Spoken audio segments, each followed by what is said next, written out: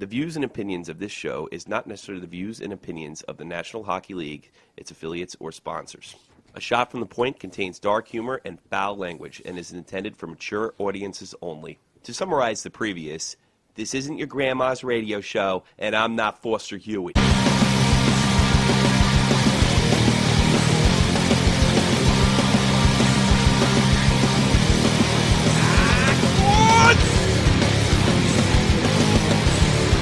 You're listening to the most badass hockey podcast in all of no land. This is A Shot from the Point.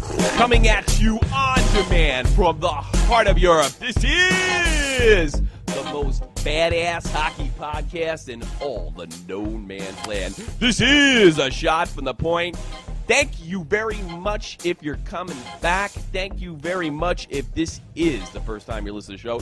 This is A Shot from the Point. We cover the week in NHL news as only A Shot from the Point can.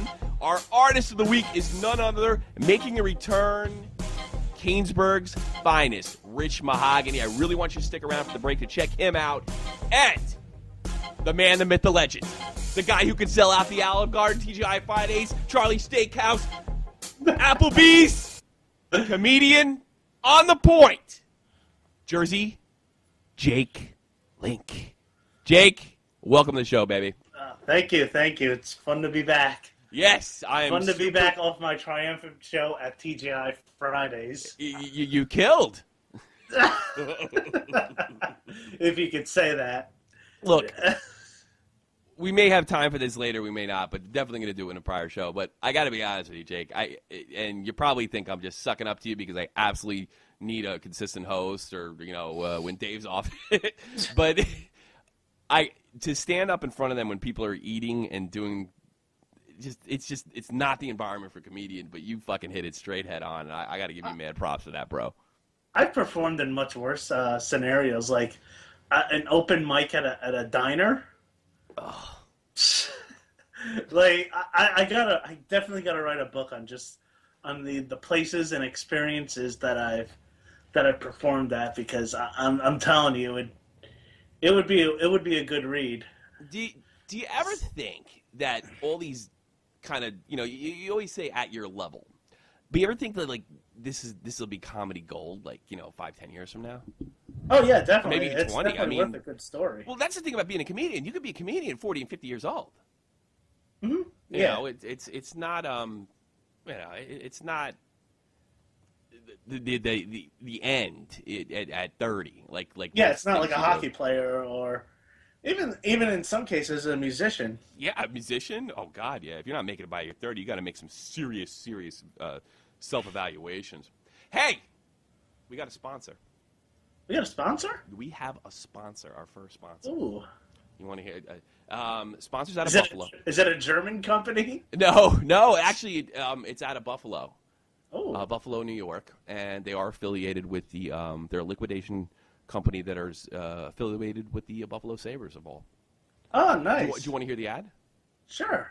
Let's check it out, man. Hey. See if I get this going. Attention! Buffalo Sabres fire sale is on now at First Niagara Center. Everything must go! You need a goaltender? We've got goaltenders. We've got a skinny goaltender. We've got a short goaltender. We've got goaltenders! Forwards? You need a forward? We've got forwards. We've got Americans, Canadians, Germans, Austrians. Yes, even Austrians! Get here now before they're gone! We've got little guys for sale. We've got big guys for sale. No reasonable offer refused. How about underachievers? We've got plenty of underachievers. Buy one underachiever, get one free. Defense.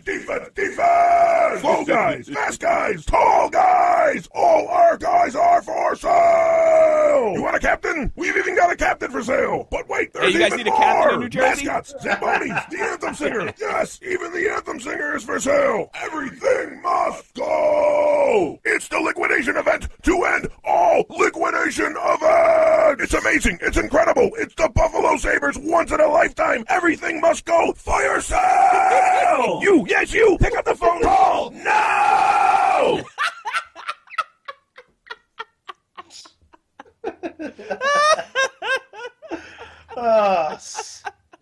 That's hilarious. Oh, that is wonderful. Who the fuck Oh, wait a minute. I make a podcast. I really, really thought we had a sponsor. Oh, get the fuck out of here. I was about to call my boss and say, yeah, I'm out. Peace. Hey, fuck you, 40 subscribers, asshole! Ah! And 3 of them are probably like, 2 of them are me and Dave.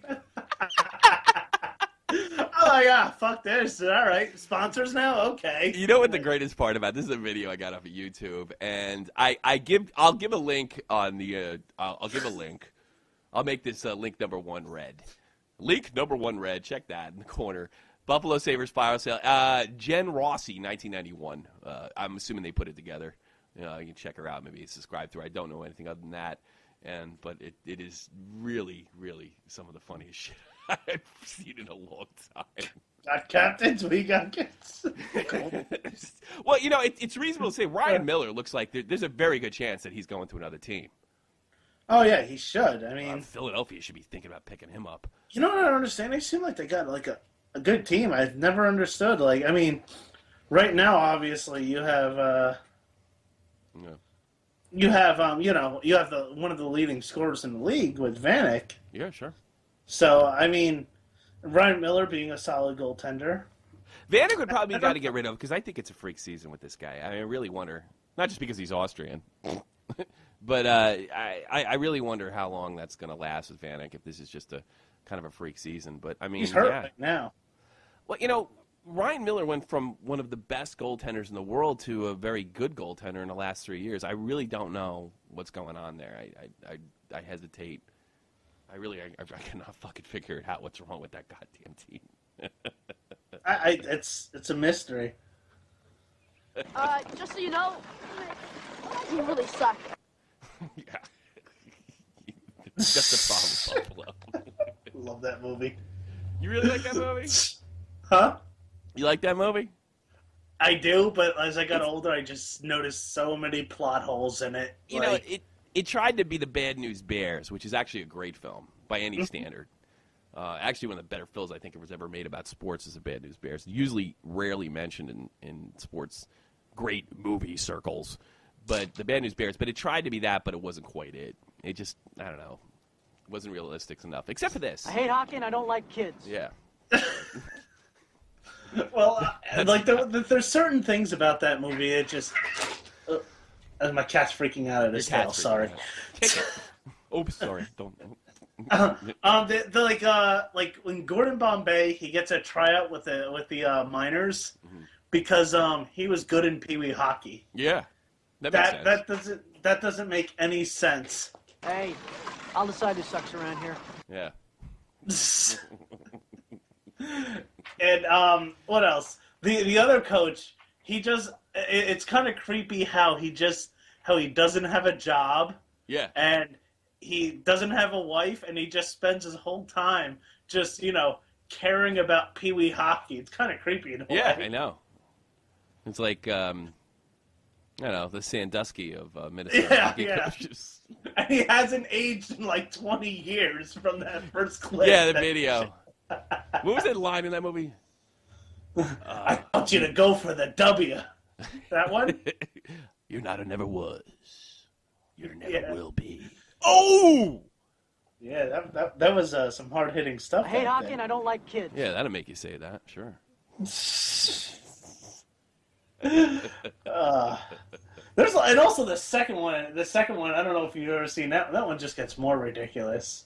Yes, D2. Like they're like, hey, like the Keenan Thompson. Yeah. He plays the kid that shoots the knuckle puck. Mm-hmm. Which after that, everybody just was trying to shoot a knuckle puck. Yeah, sure. So it's just like, hey, I'm just some kid that was just been bothering you guys. I'm gonna play in a national tournament. No regulations, no nothing. I'm just gonna suit up and play for you guys now. There was like no questions asked about it. Sure. Yeah, that'll work. That always works in real life. Are you ready for the news? Yeah. I feel like I'm forgetting something. I thought I remember the Buffalo Sabres thing, so I'm mildly impressed with myself. That's our sponsor, the Buffalo Sabre liquidation. Yeah. Well, we could use it. All right, Jake. What do you think? We start the news? Yeah, let's start it. All right, I'm reading a lot of these articles lately, especially on Puck Daddy, which disappoints me. All these articles are starting, and it goes from politics, and the headline is always common sense this, common sense that, and basically what it means is my argument can't be argued. And there was a GM's meeting this week, and the GMs discussed everything from icing to grandfathering and I guess because the Mark Stahl insert, the grandfathering in the visors, right? Yep. All right, the visors and things of that nature. And I can't go over the whole article, but I find this guy Lampert one of the most arrogant asses that I've come across. Now, I don't know if the guy's an arrogant ass for sure, because I guess I have to kiss Puck Daddy's ass because they helped me out with the Harlem Shake. Puck Daddy, plug number one. Yeah, but the reasons for instituting an icing that happens at, say, the hash marks rather than the goal line makes play safer because it significantly ruins the risk that a defenseman gets demolished along the end boards over an overzealous forward, or the accidental causes for Curtis Foster-type incidents. Players don't want it because it brings ambiguity into the game. Oh, no. And also eliminates the race for the puck. Here's Matthew Schneider's perspective on things. You want to avoid unintended consequences of what may happen when you change a rule like that. And Lampert replies, unintended consequences? Like gruesome injuries? This is what I'm talking about. Yeah. Matthew Schneider is thinking, not Lampert. He's not thinking at all. Because Matthew Schneider's a player, and he's been in the NHL, and I'm pretty sure Mr. Lampert has it. I'm pretty sure Mr. Lampert got picked last in gym. I'm pretty sure. I wonder if Lampert could even skate. So what Schneider's talking about is if we change a rule like this, yes, the goal would be to avoid injury. By the way, Matthew Schneider got his eye cut open, if I'm not mistaken. Do you remember that? Yeah. Yeah. So are you mean to tell me that he doesn't care about the players for a guy that sustained an injury like that? It's these athletes, they get paid lots and lots of money to play a game that they know is dangerous. Exactly. And like we brought up on another show, why do professional athletes get paid so much money? Because they put wear and tear on their bodies, Yeah. And also, in playing a game like hockey, which in football right now, there's a kind of I guess you could say the argument's the same. Mm-hmm. It's in that same ballpark. Sure. And it just you're playing a dangerous game. I think my point in this article is Lampert suggests that Schneider is not intelligent enough to understand that all you have to do is change a simple rule like this and all problems go away. And this is a problem with our politics nowadays, right? What Schneider is thinking about is what else does this change? Does this change the game to the point where it's A, not marketable? I don't know. Does it change the game to the point where a player can another team can get an unfair advantage? Well, we don't know. The rule hasn't been totally implied yet. Does this change the game in a manner where guys will get worse injuries? Well, we haven't seen the scenarios develop around hybrid icing. So Schneider's thinking. Schneider doesn't know. He's saying he doesn't know because this hasn't been implemented yet. Lampert, this guy, what's his name? Ryan Lampert, well, he's an expert because he writes for Puck Daddy. So you know who's really, who I think comes off as stupid? Is Ryan Lampert? Is Lampert. Yep. Use your fucking head. Now, Schneider, the dumb jock, is thinking. Lampert is thinking of being self-righteous. He thinks he knows more. Now, I don't know that hybrid icing wouldn't be a good idea. And if it does save guys from getting injuries, that's fine. But something tells me the NHL player could see a little farther in than the guy like you.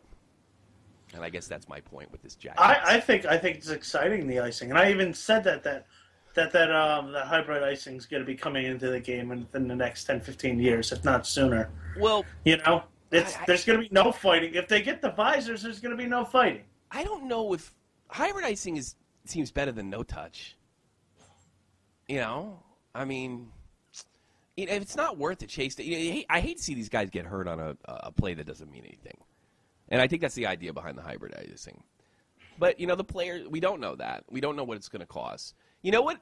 I can think of a rule change in 1999 that nobody put some thought into, was the foot in the crease rule. It cost Buffalo Stanley Cup. Oh, and nobody thought of that. Pretty much cost the Devils that one series against the Rangers in like 98? I think it was 97.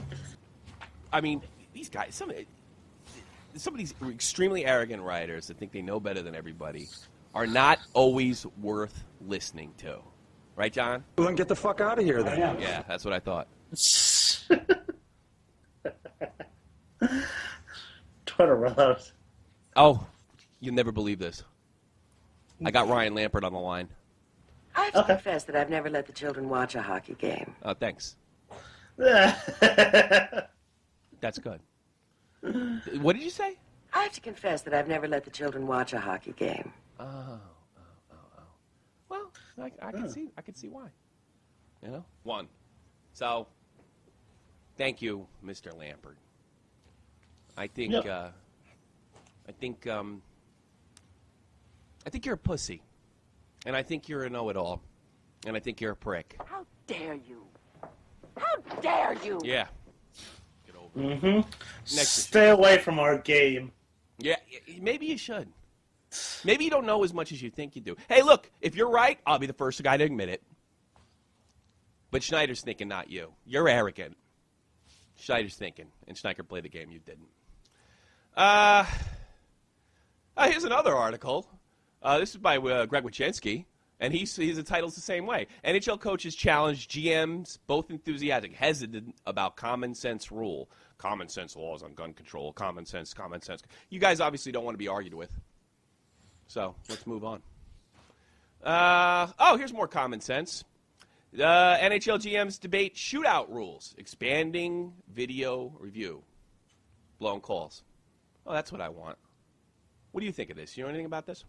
I haven't heard anything about it, but I know it's in all sports. It's becoming just a big to-do. I mean, the only thing in hockey that should be reviewable is goals and a high-stick goal or stuff like that. I don't think a penalty should be reviewed. Is that what they're looking to do? They want a coach's challenge on a goal.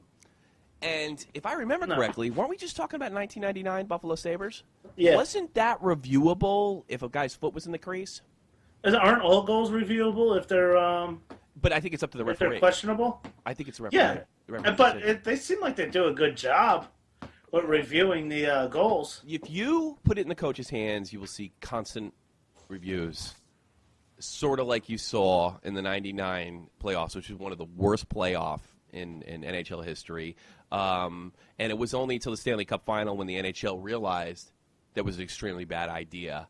And at the final goal, I think it was Game 6, they decided that the foot in the crease rule didn't really count because it was making the whole NHL look bad.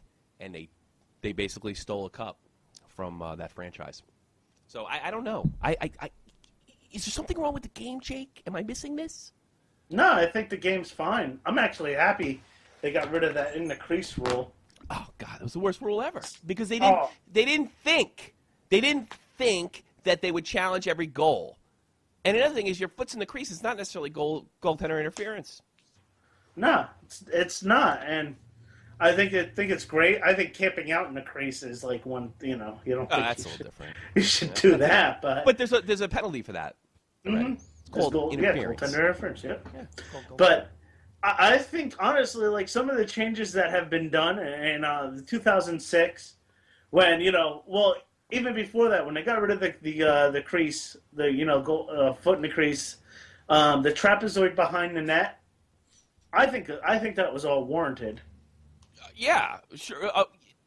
Look, I don't want to come off like a guy I'm sure a guy like Ryan Lampert would love to portray me as a person who likes to watch people get hurt. And look, certain rule changes work, and that the trapezoid is one of them. What's that? Sociopath. Yeah, I want these guys to make a lot of money, and I want them to be paralyzed for my personal entertainment. And you know what? That's what they'd argue. That's what they would say that I want.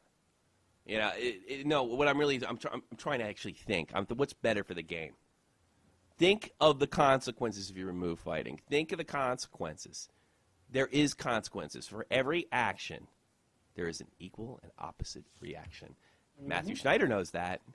Not Ryan Lampert. He's a reporter. Well, then get the fuck out of here, then. Yeah, that's right. Good. Get out. I don't like the. It seems like this whole entire no fighting, the no fighting thing's been going on for at least since the '90s, getting rid of fighting out of hockey. I don't remember a time when it wasn't mentioned, but I've never seen this much. And you see the articles: common sense rule on fighting. Common sense rule on fighting. Here's another problem.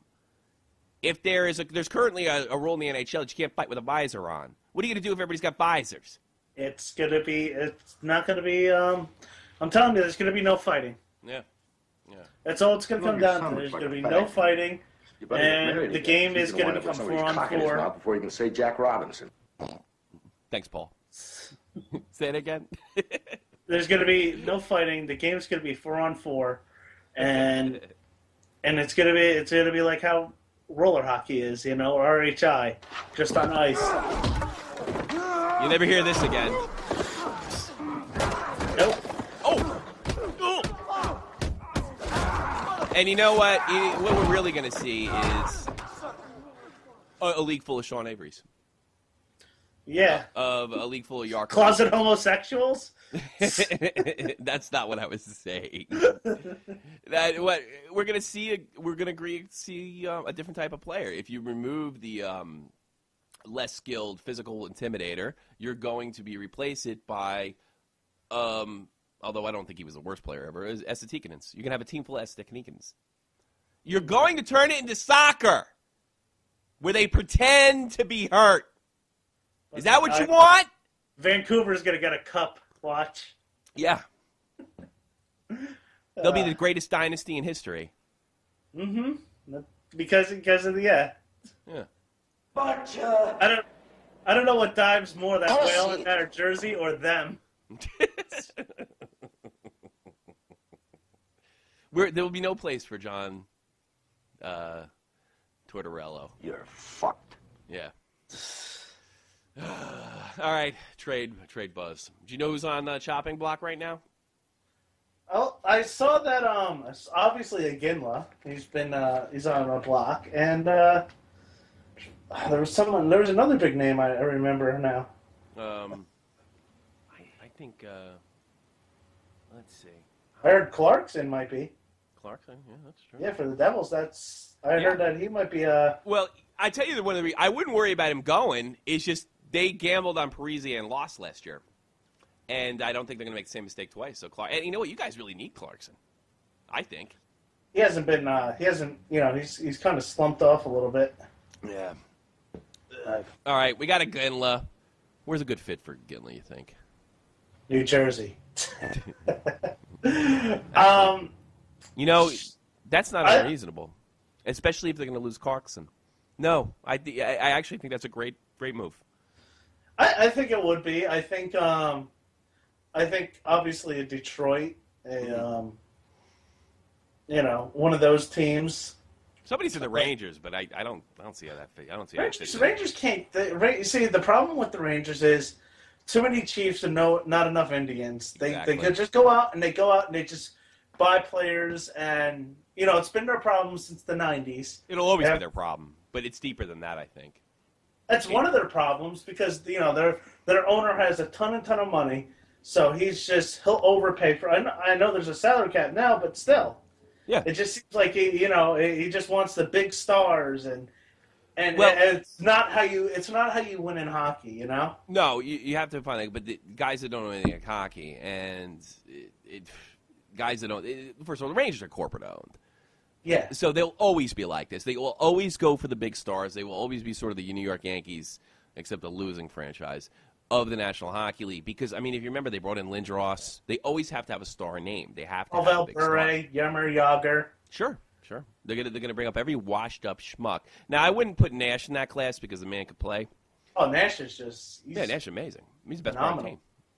He's the best part of the team. But the problem is to bring in Nash, they had to break up the Ranger identity last year.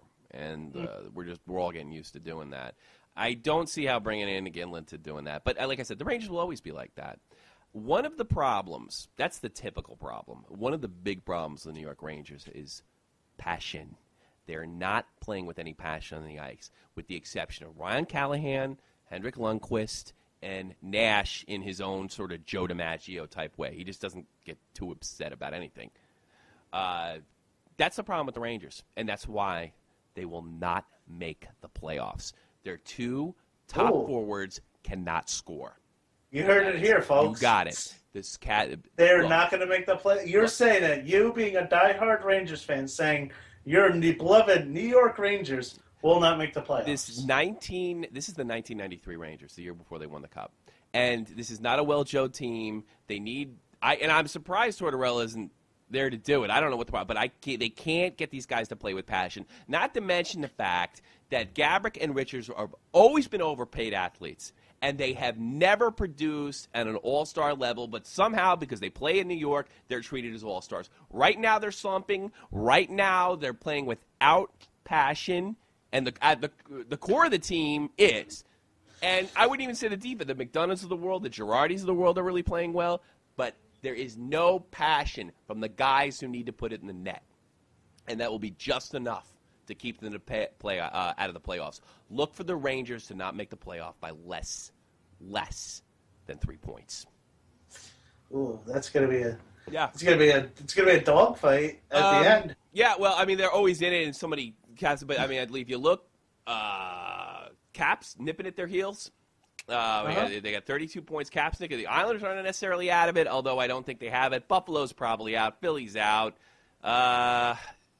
Tampa Bay may be out, but they got so much talent over there. Speaking of guys that you want to move, we're getting way off topic. Why isn't anybody talking about moving Martin St. Louis over in Tampa? I don't know. I mean, he's old. He's probably their big get in Tampa, though. First of all, St. Louis, I think, was he fourth over in scoring right now? And he's on a team that, look, this is not a Stanley Cup team, but he's not a part of the future. Stamkos is the future of the team. Why wouldn't you want to unload this guy? He could still, I tell you, that might be a nice move for the Rangers. And St. Louis is not really even being mentioned in any of these trade rumors. So I wouldn't mind seeing St. Louis to come to the Rangers because he plays with passion. He's one of the top scorers in the league. Even Stamkos, but I don't know what Stamkos' contract looks like.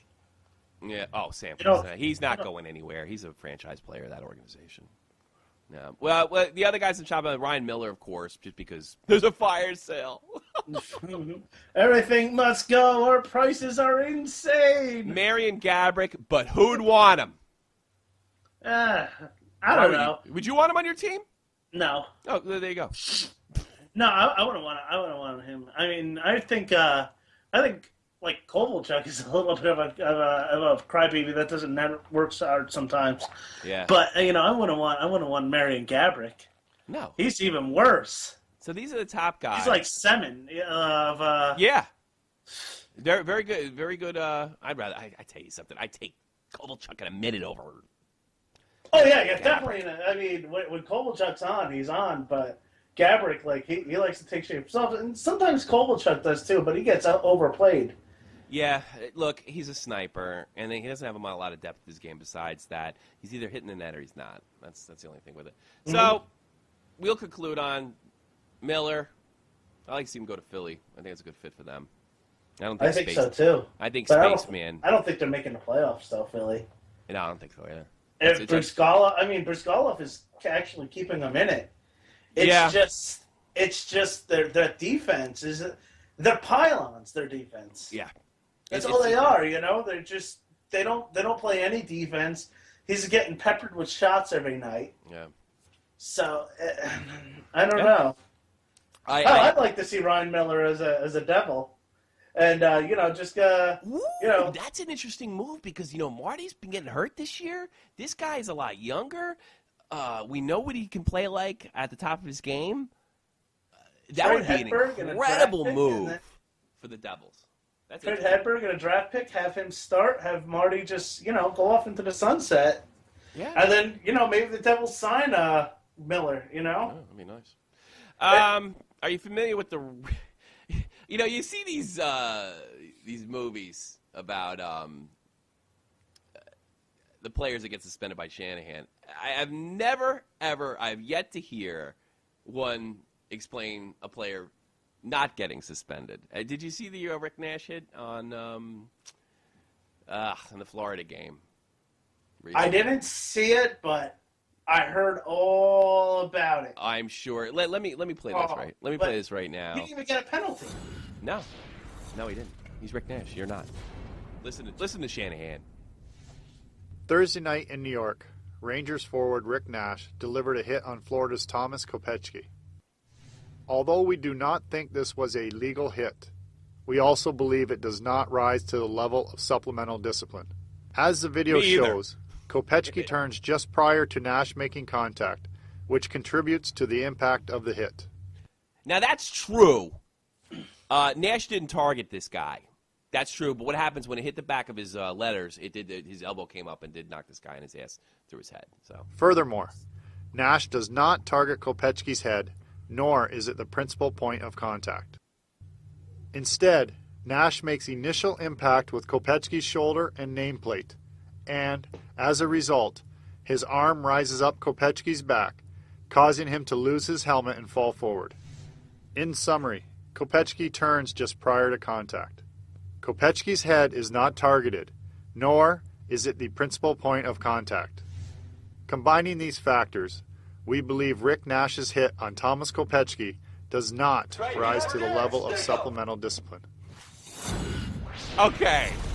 Thanks. What I like about these videos, he sounds like one of those do-it-yourself videos from like the 80s. Yeah, I know. We're going to build a birdhouse today.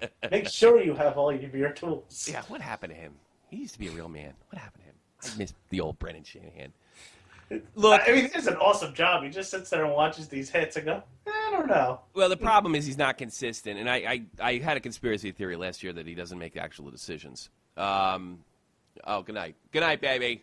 Andy, say good night. Good night. I had a theory that he's not making these decisions because they don't make a hell of a lot of sense. I got to be honest. I'm going to make another revelation. Nash should have been suspended, and I'll tell you why. Because I've seen hits of lesser caliber players that did not intentionally target the head but ended up being the head end up as a suspension. Rick Nash is a star. He didn't get suspended. Well, at least now all you Rangers fans can't complain that the NHL has it out for us. Yeah, they probably do, but that's not what we're talking about now. So, look, if you look at this, look, I don't have a problem if they let Nash off because he wasn't targeting. The thing is, the NHL seems to want to make an example of mediocre or lower or rookie players, but they don't want to make an example of a star, a la Zdeno Chara on Max Pacioretty. One of the most disgusting hits I've ever seen in my life. And I've never seen anything more deliberate. But Chara's a star. And Nash is going to get off because he's a star. Here's another thing. I don't think it should be warranted as anything because it wasn't a penalty. Well, no, I can't do that because then, no, you can't do that, Jake. Come on. Because then it's like, oh, they got a penalty, you can't suspend me. The guy's dead, but... Well, then obviously there would be a penalty. Yeah, this is Rick Nash's quote. I hate hockey and I don't like kids. Yeah, that's right. Yeah, so.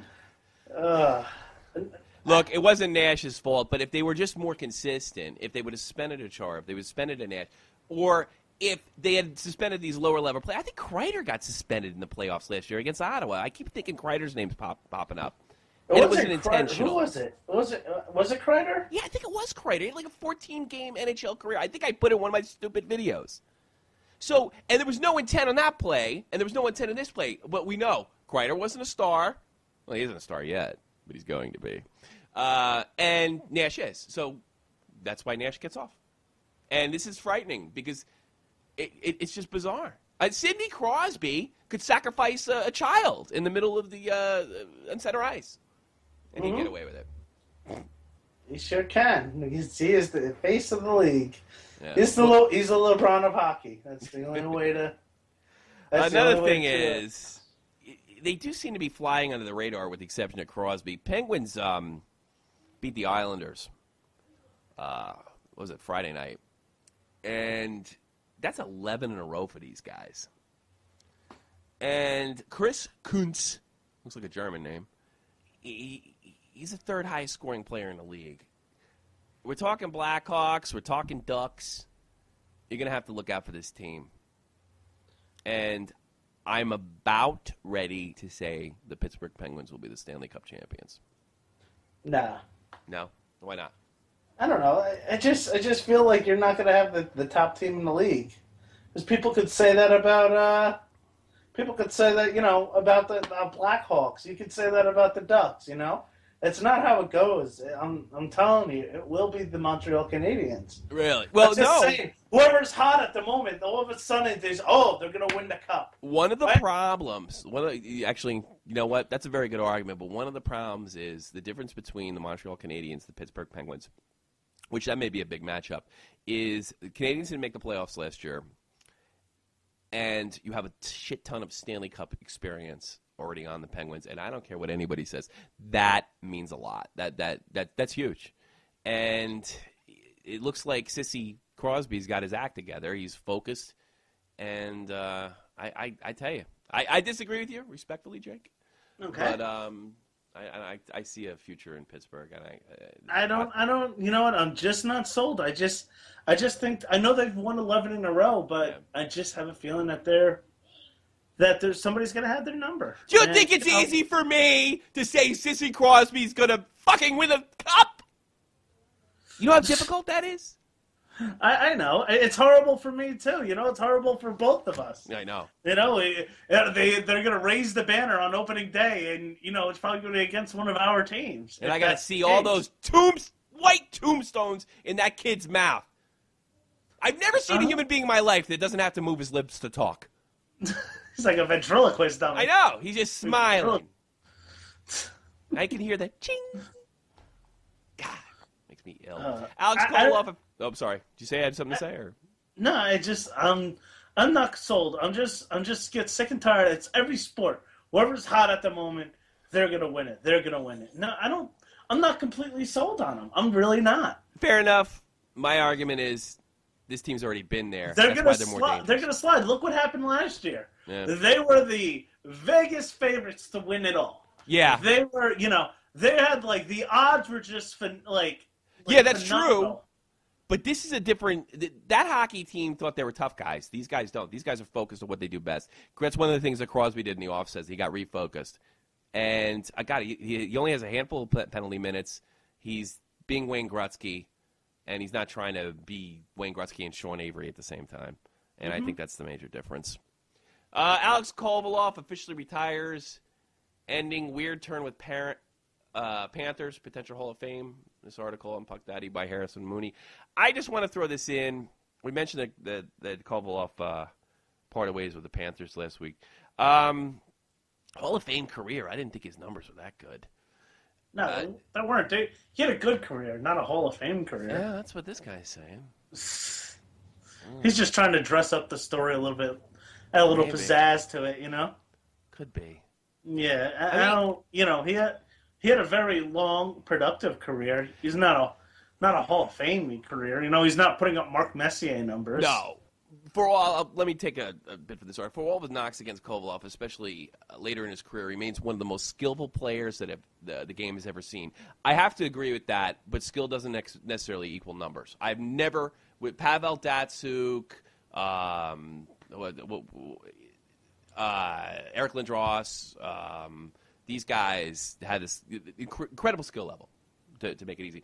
Kovaloff, for some reason, had the skill of a Datsyuk, but never actually put it together, probably underperformed. I mean, this guy should have been a 50-goal scorer a year, and he never quite, for He only had one season scoring 44 goals. Yeah. For Pittsburgh, but... Yeah, he had 1,316 NHL games. That's impressive in itself. Kovaloff finishes with 430 goals. Boy, don't you have to have 5 to get in the Hall of Fame?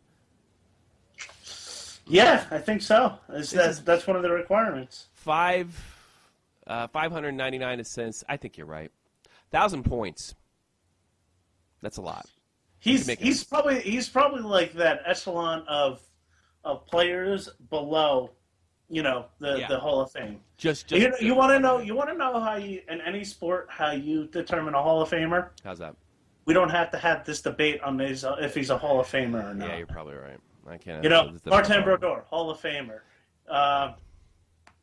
I'm gonna say, probably in the future, Ovechkin, if he gets his shit together, Hall of Famer. Sidney Crosby, Hall of Famer. No, there's no first ballot. That's how you determine on who's a Hall of Famer and who isn't. Is if you don't have to sit there and have this long, drawn-out conversation. Well, he's a Hall of Famer, but I don't know. No, that should be it. That should be it. If you say a name and you think Hall of Fame, that should just be the, Hey, Alex. You're fucked. Yeah. Well, no, I can't argue with you. Listen, last note on Alex Kovalov. He was one of the first Russians, along with was it Sergei Minchinov and Sergei Zubov, that were on the last. I think he's the last player that actually played for the '94 Rangers. Love the guy. Met him when I was a kid in the Ranger parking lot, and first class individual. I hope he gets in the Hall of Fame. Maybe Jake's right; he don't belong there, but definitely a skillful player. A tremendous. I said on the other show that he's like the role player of role players. Yeah.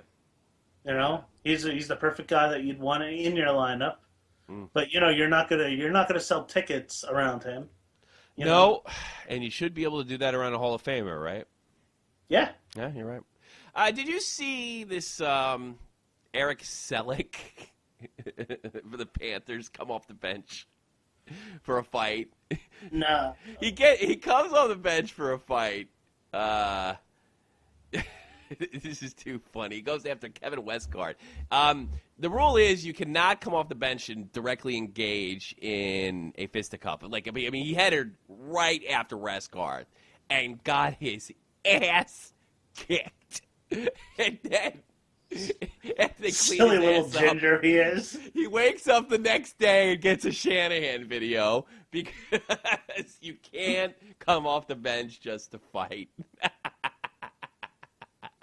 Blue Link 2, if you want to get a good laugh. Blue Link 2.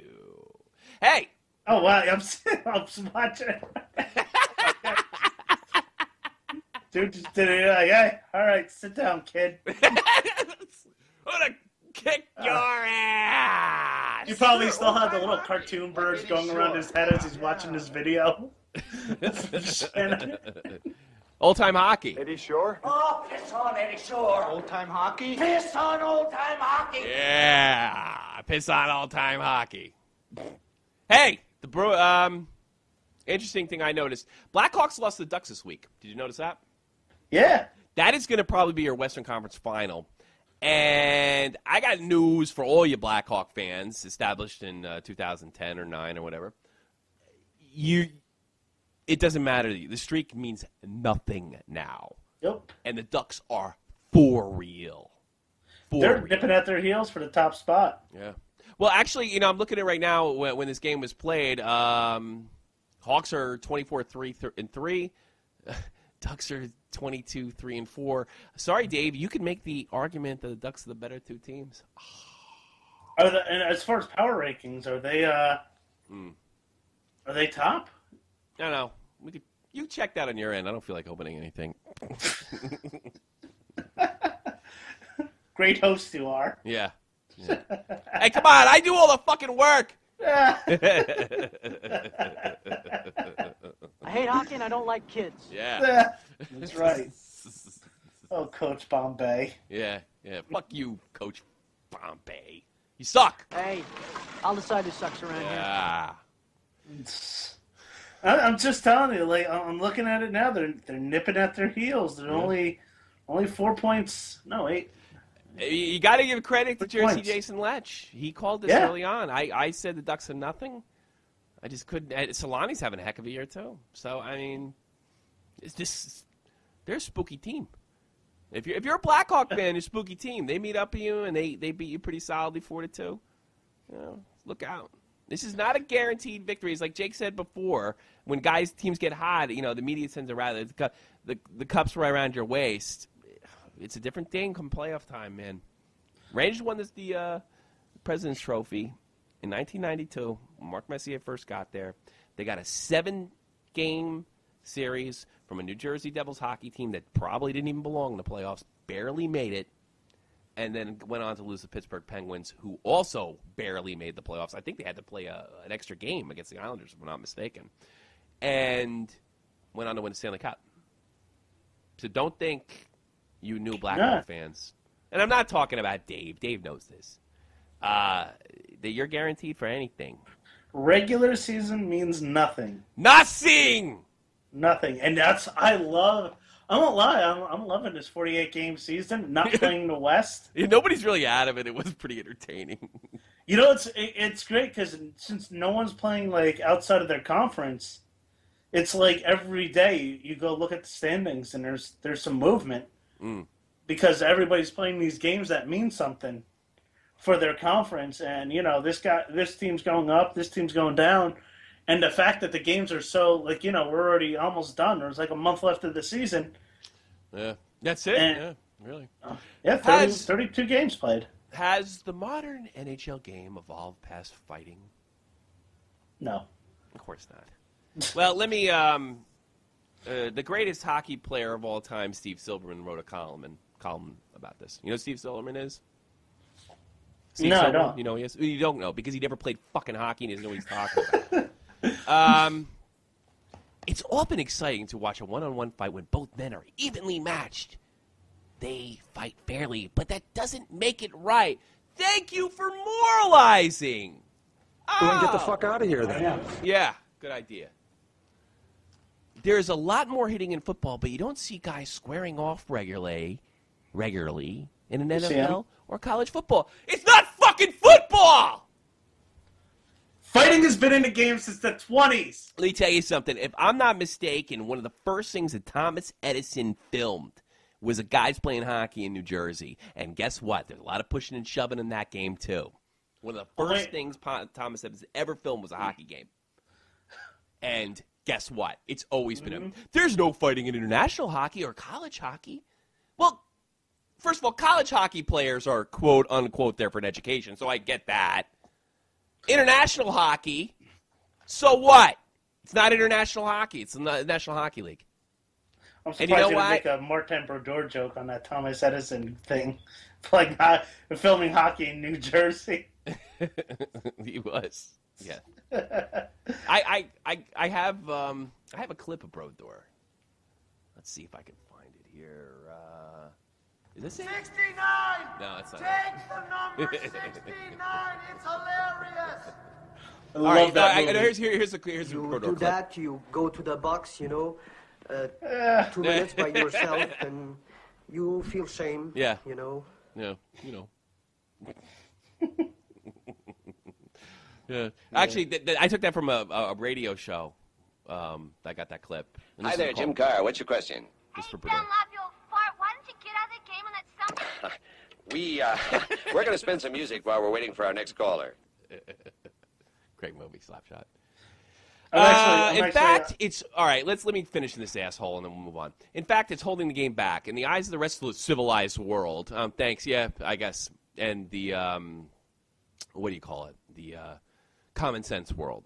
Fighting makes the NHL a barbaric sports league. It gives us the rest of the sporting world a chance to look down at the collective notices and sneer at the Neanderthals. Good.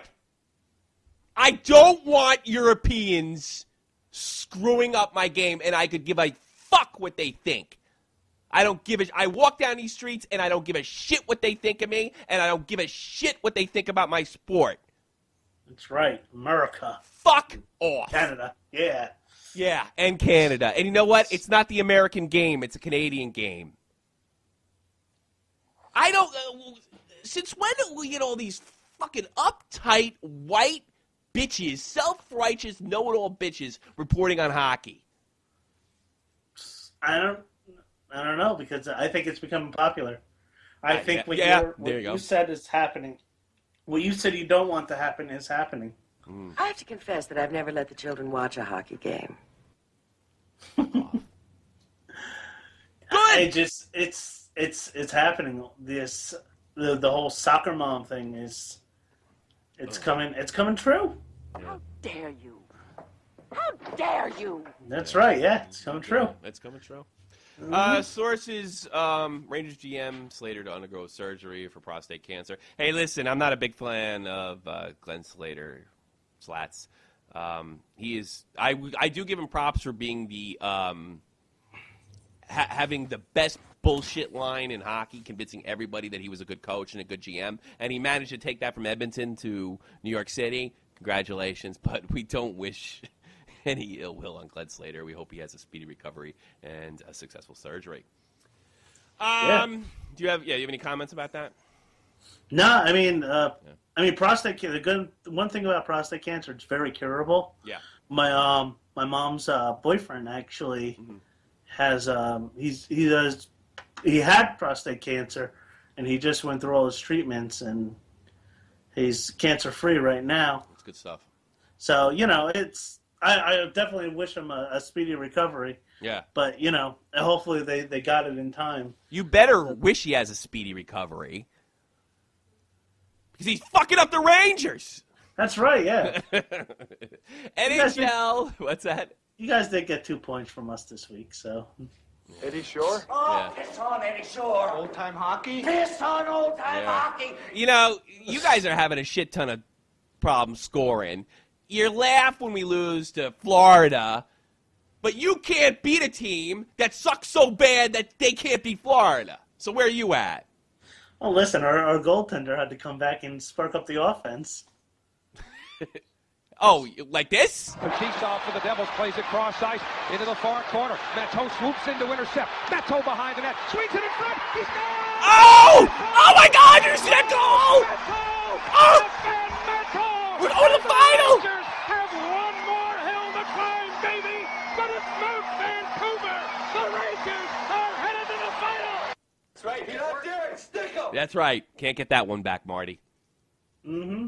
Why don't you play Henrique? It's over. I don't have that one. Yeah, of course you don't. I don't have that one. Don't worry, I'll send it to you later, okay? You have to do that. I'll send it to you a few times. Just a remix. To Henrique, it's over. NHL celebrates 20-year anniversary of NHL 94, EA Sports NHL, and I got to be honest with you, that's when I thought it started going to shit. What, NHL 94? It was the first game that you could do where you could like switch the teams and everything, or like make trades and stuff like that. But I remember being really buggy for Genesis, so. I loved NHL 96 because when you fought, you could actually, if you knew how to do it, you could actually take the players' jerseys and put them over their head. Oh, yeah, I remember that. Graphics sucked on that one, though. Well, come on, it's Sega, but the game but the graphics were actually, I thought, better from like 92 up until 96. They really downgraded to put some extra stuff in there, if I remember correctly. That's how good my memory is. I don't know. I think 96 and... because the great Scott Stevens is on the cover in 96. Oh, that's right. Yeah, so, but it's just playing that game, and also I was watching, they keep on showing the clip of, they made the Patrick Kane, that Spinorama goal. Yeah. I actually, that was pretty if you cool. want to check out what Jake's talking about, I'll put a link for it. That'll be, Blue Link. Blue Link 1. And, check out what he's talking about. Explain. I'm sorry. Go ahead with the Patrick Kane goal. Yeah, they have him doing the Spinorama goal that I think he scored like last week, and they just put the graphics on it and make it like NHL 94. It's really cool. Yeah, I dug it, and like I said, I'm gonna put that back up on. I really think that I think playing those games was really what got me into hockey. Like playing all those Nintendo games and, learning about the players, learning about who's who. And it's a good way to learn if you're a dumb American and you don't know the offsides rule. That's one of the reasons I like it. I played with all the rules on when I was I got the one that was I don't think I had the one that wasn't named NHL, but it was pretty much the same engine. It's like I think it was called International Hockey. Maybe somebody can send me in what that was. But it's basically the same engine as the first NHL game, which I think was in 1991 or 2. And it taught me a lot about the game. Yeah, I didn't grow up with hockey. I had to. I know what icing is because of NHL 96, and NHL 95. I heard my first hockey game in 1989. I heard a Ranger game on the radio, and that's how I got it. And then when I was able to get Genesis, I got a hockey game, and I just my dad bought me MSG cable so I could watch the Yankees and end up watching the Rangers. Never looked back. Wow, the Yankees were on the MSG. Yeah. Wow. Yeah, that was a long time ago. Yeah, 1990. Actually, it's 22. Holy fucking crap! years Now ago. the Yankees have their own network. Yeah. I left just as that was going on. Well, All right. it's just I mean, me and my cousin, I think we just, in all those, we just logged in tons and tons of hours, at night, we would create these just phenomenal teams with the create a player and the trades. My favorite thing in NHL 96 is you'd make a trade for, just any schmo that's on your fourth line for, Gretzky, and they say, hey, this trade's a little bit out of their favor. Do you want to do it? Yeah!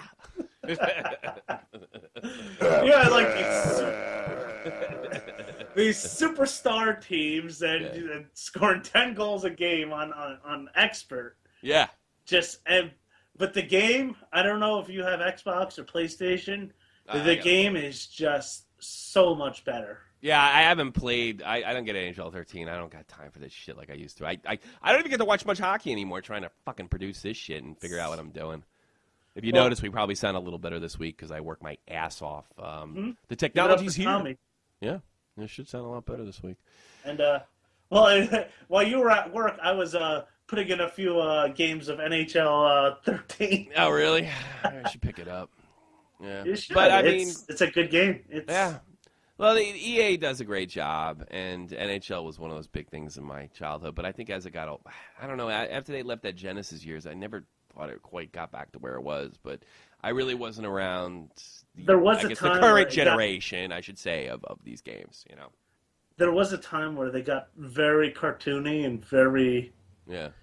It was just they were kind of going... They were trying to be like the NBA Jam of... Oh, did they? I didn't remember that. They were trying to be like NHL hits, but they weren't trying to. They were trying. I liked NHL hits. I had a blast with that. Mm-hmm. I liked the arcade game that the Chicago announcer did. That was good too. I forgot what that. Center Ice. I like that one too. Yeah, that was. I used to play that a lot. Yeah, that was on the NBA Jam engine, if I'm not mistaken. Yeah. Yeah, that was a great game. But they were trying. But EA was trying to do that for a little bit. They were trying to just make the game that game, but then they were just trying to throw in these little cheap lines that the announcer would do, and it was kind of unlistenable for a little bit. Oh, you're talking about NHL 2000 when they put that fucking comedian on. Yeah. You got to be an idiot to put a comedian in your game or show. Well, I think I would be a great color guy, but this guy was just awful. Oh God, and I can't even blame him because it's just you. It might even be funny, but you hear the joke every time you score a goal, and then you hate this guy. They didn't. That wasn't just for 2000. It was to 2013, and not 2013, 2003. I was long out of it by then. Oh yeah, but it was just that bad, and they were all these little jokes, and sometimes you just turned off the sound. Yeah, I remember having NHL 2000. I was with your buddy Pete, and we were playing. And I just turned it off. I couldn't take it. And I loved the play-by-play. I always said that was one of the best parts of the game. But, hey. That's it. Hey, we got to really end this. We're fucking... Yeah, we're not doing too bad on time. No, we're not doing it. It's going all right. All right. Well, I don't want to keep you from the games. That's why I'm trying to finish this up. No, it's fine. I'm keeping up to date. Well, that's the news. I think we covered just about everything that I wanted to cover. And we're going to go into the Artist of the Week. Are you familiar with the Artist of the Week? I sure am. Hey, I like Rich Mahogany so much that I brought him back. And my prediction on this show is Rich Mahogany will be on a record label, if he's not already, but I'm assuming he's still unsigned. Great. I love because of this show. that'd be a kick in the balls. I got to be honest with you. I like the fact that it's got. I mean, I'm assuming he's like 15 years younger than me. He uses the kind of that old school 90s sampling technique. He has a spectacular delivery. He's funny in his songs. Songs are hard hitting. So I had to bring him back. I sent him a little note. He gave me permission to play this tune. This is Rich Mahogany featuring Pryme, Prolifik, and Tone Live. This is Takes the Cake. See you on the other side of the break. Peace. Let it be known, Magnum Force invade the home. Sitting on milk crates, dollar sign playing the role. Big bang, take little bank on the cash route. Keep running your mouth, I'ma knock your fucking teeth out. It's big dog, trailblazer, all haters get die slow. Mixing up the flow like cold water, pyro. Serving them up, smoke the scene, hydro. Eating up beef like corner store, gyros. Now you know, I left my stamp there. Overnight delivery, this is next day air. Rolling with Morning Star, giving out heavy balls to break your chest plate. Emergency, call the swab. Ain't enough to stop the rust that blares out. Radioactive, the substance will clear them out.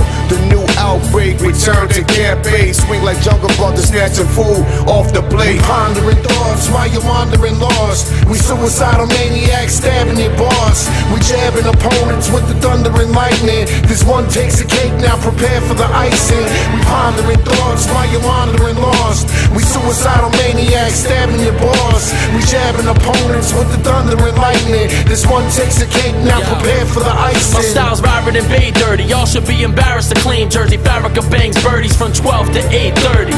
Slimy pimp shit, these cats sound like Fred from Limp Bizkit. Fresh out the Special Olympics. Rapping and hype, Mick Jagger rhymes, but daggers and knights. Your crew's full of faggots and dykes. Fucking faggot. Without swagger and glamour I shine. Got haters shaking their heads like they were carrying lice. Bandit on mic, see chicks look like the married type. Till I put on some Barry White and beat that Brunati nice. Never give them no money, just liquor and natty ice. Keep them if they're a cutie and if that fatty's tight. The wacky type, I roll with straight nutsos that blaze mud strolls and face fuck hoes. Hey bucko, I'm lyrically popping nines. Your bitch wanted my kids, so I told her to swallow mine. We pondering thoughts while you're wandering lost. We suicidal maniacs stabbing your boss. We jabbing opponents with the thunder and lightning. This one takes a cake, now prepare for the icing. We pondering thoughts while you're wandering lost. We suicidal maniacs stabbing your boss. We jabbing opponents with the thunder and lightning. This one takes a cake, now prepare for the icing. Call the shit when you wanna. I'm reppin' the east. Speak through telepathy, then shatter the streets. Assaulting bad of your peeps with your raggedy sneaks. All better listen to me when your majesty speaks. The cookie crumbles when you enter in the jungle and you caught up in the trip net, ready to rumble. I kill him with kindness, every verse I craft. Got him caught in the storm every time I splash. Capsizing your raft as each swell go past.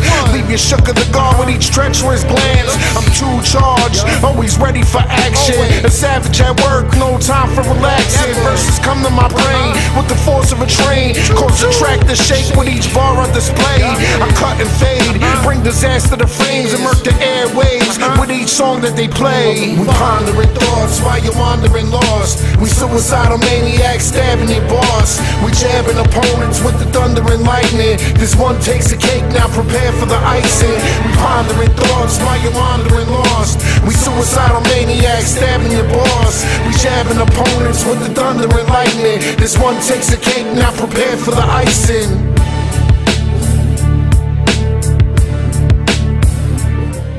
Yeah! That was Takes the Cake. Rich Mahogany.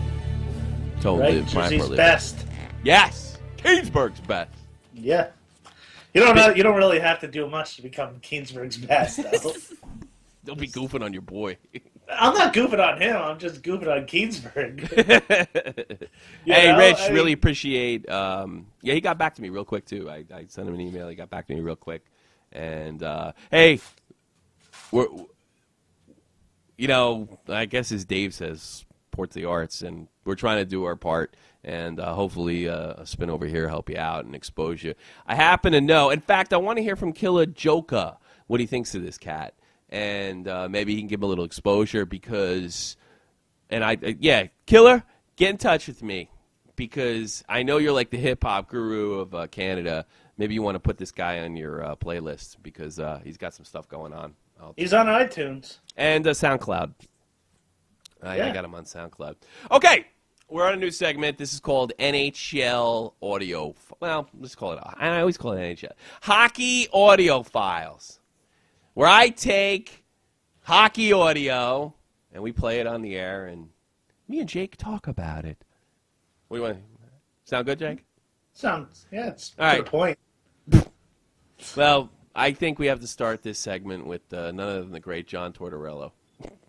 He's probably going to be in the hockey audio files Hall of Fame. You cannot lose with John Tortorella. All right, if we're having a slow week, just Google John Tortorella. Yeah, you can't lose with good old John Tortorella. You want to get right into this, buddy? Yeah, there's like a top 10 clip of him with when he was like an analyst. Yeah. There's like it's just. Is that the one when he bitches about Avery, but as soon as he gets picked for the Rangers, he picks up Avery off waivers? Yeah. Yep. There's just all these clips of just him just on his rants. It's just. Let me ask you something. Maybe because I'm an insensitive sociopath, but did you find what Avery said back in 2009, I think it was, when he was at Dallas about, was it Elizabeth Cuthbert, right? What did he say again? He called her... He said he always liked to go back to Vancouver so he can check up on his sloppy seconds or something. Somebody was dating his ex-girlfriend in Vancouver. And they sent him to anger management classes over it. I always thought that was a little bizarre. I don't know. I really think that I know he's for gay rights, and I'm straight and for gay rights, but just something about him with that one clip you played last week. Yeah. I'm getting this closet homosexual vibe from him. Yeah. I'm really getting it. I think he's gonna come out. That's all. Wind up with somebody's cock in his mouth before he can say Jack Robinson. Yeah.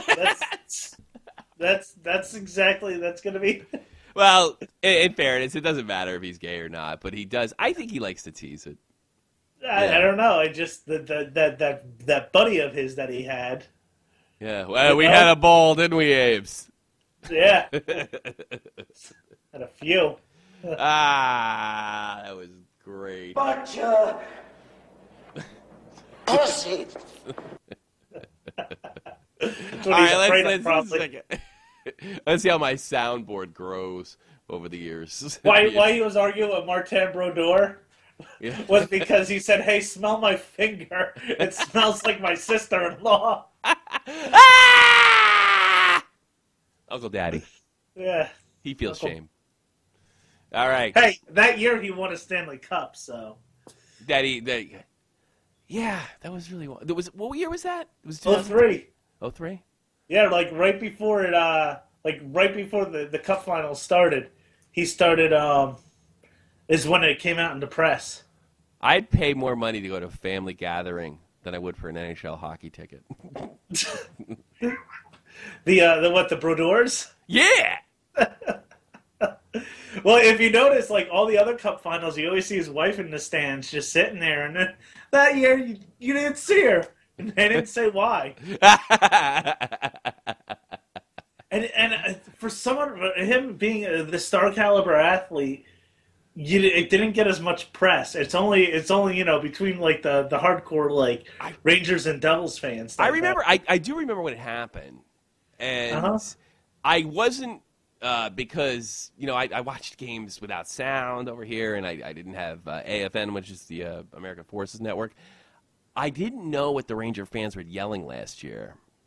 I was completely, because I don't really get always English broadcasts and what have you, nor do I always listen to sound because announcers make me insane. I didn't know the whole Uncle Daddy thing, but I knew about the incident. I remember telling Dave, like, this guy, he was married this woman, had children, and then dumped her and went with his sister and had children with her. I mean, it's really bizarre. There was guys in the Yankees my father told me about that they switched families. When they were on the road, right? No, like permanently. Like, you take my family, I'll take yours. And Yankee management found out about that and traded their ass. Wow. Very quickly. Well, then get the fuck out of here, then. Yeah. That's well, you know what's funny? Tracy's boss's daughter was a beat reporter for the Devils. Oh, you gotta tell me this. Can you tell me?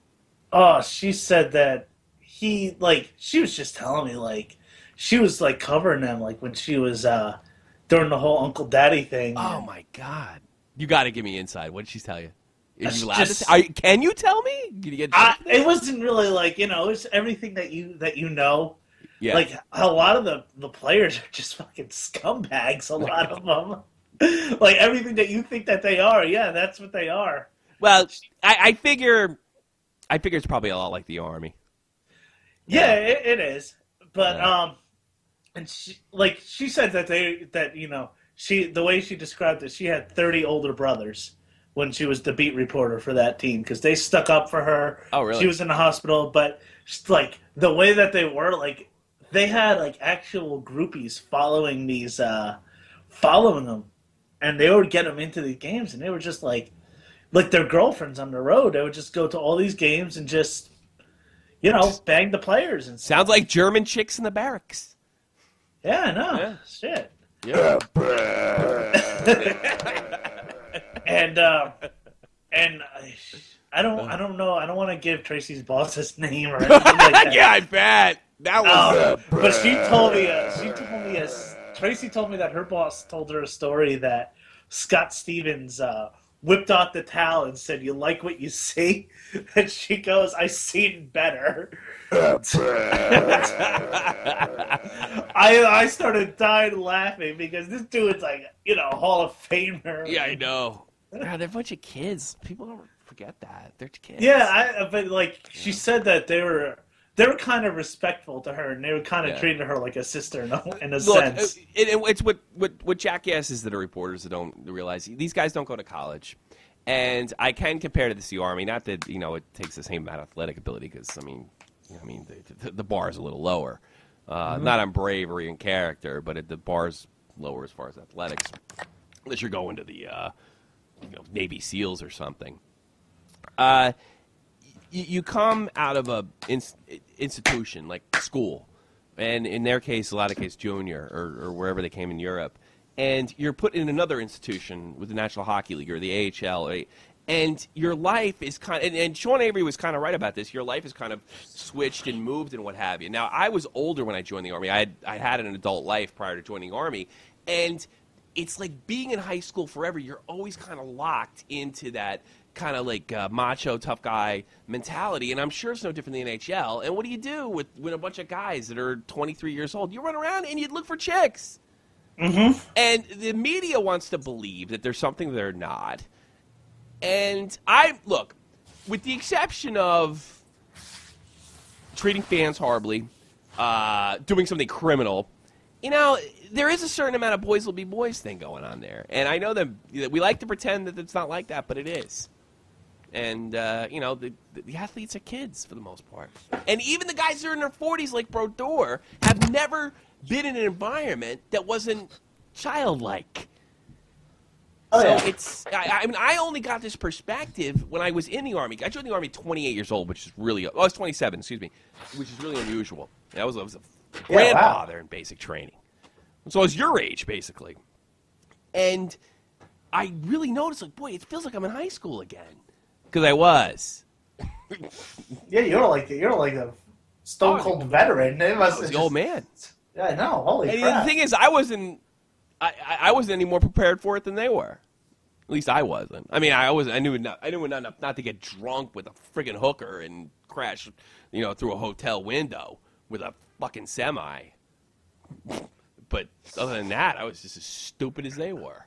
I have a hard time picturing Afghani hookers or wherever you're stationed. There is no Afghani hookers. It's Iraqi you can get hookers, but you don't. You don't want. No, you don't want none of that. Especially if you're in Germany, where prostitution's legal. You know.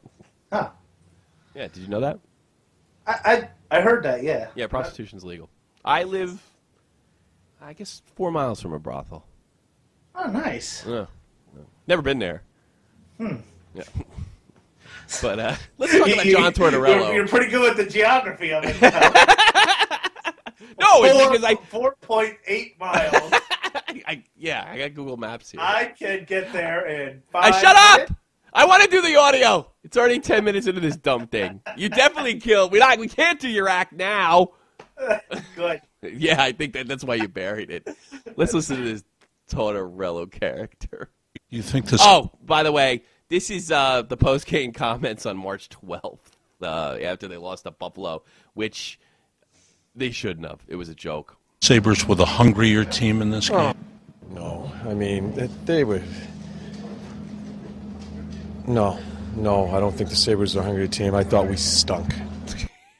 Get right to the point, John. There's something admirable about it. Yeah, there is. You know, he's admitting that his team is we stunk. Yeah. Hold on a second.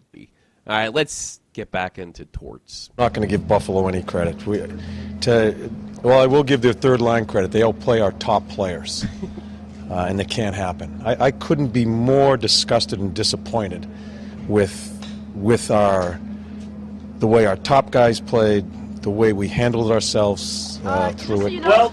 That team is right to be. Well, John Tortorella, if you didn't know, you can go to the Buffalo Sabres liquidation outlet and you can have your very own Buffalo Sabres third line. Yeah! Just so you know, you really suck. That's right. You like that third line? It's yours for practically nothing. I really got to give them a link. Whoever did that just did a fantastic job. Everything must go. First line, third line, second line, fourth line, branch line, everything. You know, it's really funny when they get to Vanek, and we even got Austrians, and they show that picture of the Sound of Music, and it shakes back and forth. It's really, you got to see it. It's Austrians! Yeah. I didn't even know the Austrians in the NHL. They beat Germany this year to keep them out of the Olympics. Team's going to the Olympics, right? Yeah, they beat Germany to actually move on. So maybe they're an emerging hockey country. Oh. I've never been there. I live right next door. But then again, I never went to Canada either. And we simply did not play the way we were supposed to play. I don't know what to tell you. Did you ask them? Did you ask them any questions? I don't know why I always have to answer these questions. You should ask them occasionally about what happened. Did they answer your questions? Yeah. They said the coach sucks! Were they in the room? What'd they say? Tell me. Let me ask some questions here. What'd they say? Lack energy in the first period. Too many penalties in the second. Yeah. I'm just telling you. Talk about hunger around the Yeah. Listen the way that he talks to fucking Sam, who I love, by the way, Sam Rosen. He said, listen to the way that they talk to him. Well, let me rewind it. Listen to this. He's a real fan, Sam Rosen. He got he's a good guy. Yeah. Hey, quick story of Sam Rosen. My brother was, I was about 17. My brother was 13, 14, or 16. And he talked to my brother for like 30 minutes outside the Ranger parking lot. And he just talked about hockey. I met Doc Emmerich. That was really cool. Yeah, I bet he's a good guy, too. I'm not a Doc Emmerich hater. He seems like first class, dude. I love Doc Emmerich. Me too, actually. I do. I like kind of job he does. You know. Oh, he's a homer. So what? It's hockey. It's not politics. Fuck off. Yeah. Let's talk about hunger around the net, too. Yeah. Anybody else got a question? How do you treat Sam that way, you bastard? Oh God! I bet they're taking shots of whiskey before they have to go interview this guy. God, that must be a nightmare. Oh God! After a loss? Normally I agree with him, but I don't think you should be treating Sam that way. Well, he treats everyone like this. This is a big thing, and I'll tell you one thing: in New York, this is talked about on almost every sports radio station, and I agree with him. In New York, that attitude works when you're winning. Yeah. No, you're right. But they're not winning right now, so, you know. Well, in New York, these reporters have enough power to get you canned. Oh, yeah. And most people don't know that. I think maybe guys in Montreal know that, guys in Toronto, but maybe Boston. But they get you canned. Easy. Yeah. Easy. I don't think Sam Rosen gets you canned. I don't think he would want to because he's such a homer. But, yeah, you only win. But I got to be honest with you, the Rangers suck. So, right, John? I'm sure you do, Sam. Well, the inconsistency, it's got to be a little frustrating when you think that you're starting to get consistent. Told you what I thought. Yeah.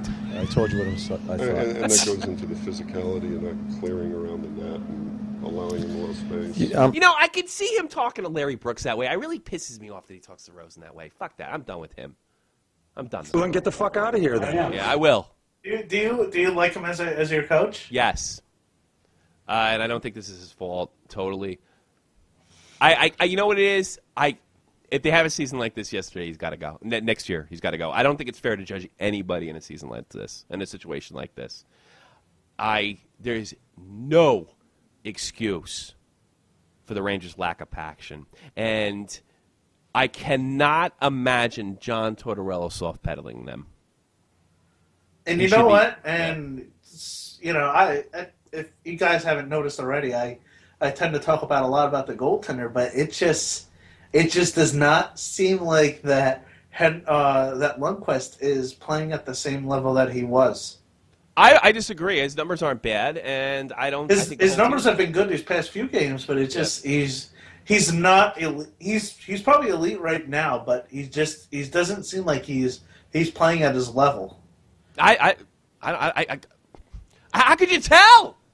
The way these guys play. They play with no fire. I tell you, Lundqvist, Callahan, Nash are the only guys that have fire in their fucking pubes, burning them.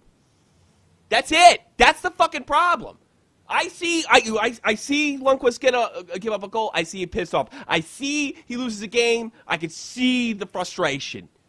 I don't see that with Gabrick. I don't see that with Richards, who looks like he needs a fucking surfboard. God, I'm so sick of them. You suck. You're terrible.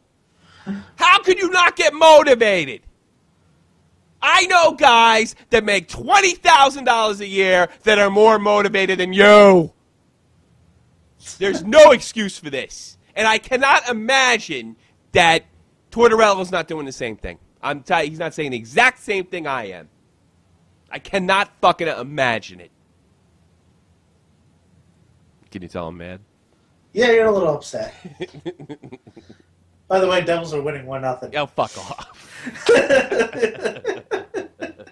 I just wanted to add that in there. Putting those Rangers further out of the playoff spot and catching them. We got a phone call from Marty again. Hi there, Jim Carr. What's your question? Hey, Dunlop, you old fart. Why didn't you get out of the game when it's something? We're going to spin some music while we're waiting for our next call. Yeah, Mitch Mahogany. All right, I don't know if you know this, but this guy, Patrick Kaleta of the Buffalo Sabres, he gave a nasty hit to that Richards, you think, on the New York Rangers, and you think that would have woke his ass up and made him fucking mad, but it didn't. But Patrick Kaleta's mad because he's been benched for the last couple of games, so he decided to take it to the media. Check this out. Stuff. I want to play. I've been pissed off watching for the past couple of weeks, and no matter if you're a fan, you're a player, you guys know what's going on, and you should be pissed off, and you should play with, a little piss and vinegar in your, you shouldn't be happy. Well, he cries and whines to me. He got 29 penalty minutes and 2 seconds of ice time. I don't know. I don't know what this guy's problem is. I think what he was trying to do was to show the team by going to the media, which is always a bad move, that he wants to play hard and that he has a fire, he has a passion, and it's just you don't want to do that. That was dumb.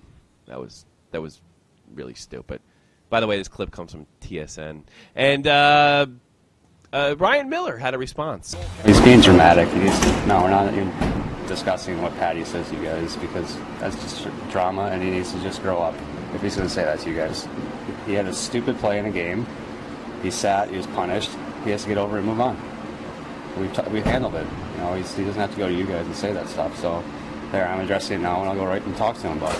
There's no need to just say that. Keep it in the family, Pat. Yep. You don't go to the media. It doesn't matter because there's a fire sale going on in Buffalo. He was listed as underachievers, by the way. That's right. Oh, Jesus. There's a fire sale going on. Oh, God. Yeah, there sure is. That's right. Everything must. Now, a word from our sponsors. This isn't going to work. Fuck. I don't care. Fuck it. We already went. We already played the clip anyway. Pat, don't take it to the media.